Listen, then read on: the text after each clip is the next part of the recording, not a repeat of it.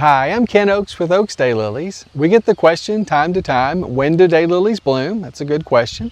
And the answer depends upon where you live. I'm in our display garden here in East Tennessee, and it's the middle of May.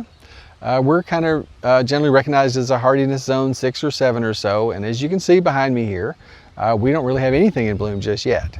There's a couple of varieties that aren't right here that are blooming, but for the most part we won't have anything bloom for a couple more weeks.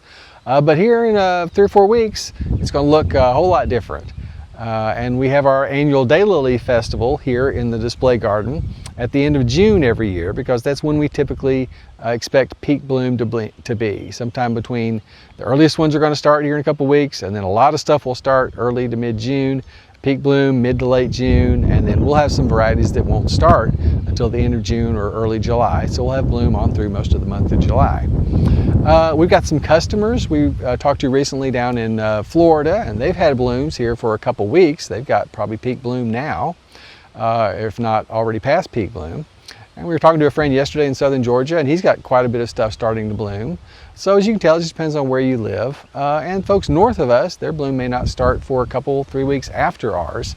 So you may not start blooming till mid-June or later, and your peak bloom could be early to mid-July. So that's kind of the answer to when do daylilies bloom, depends on where you live.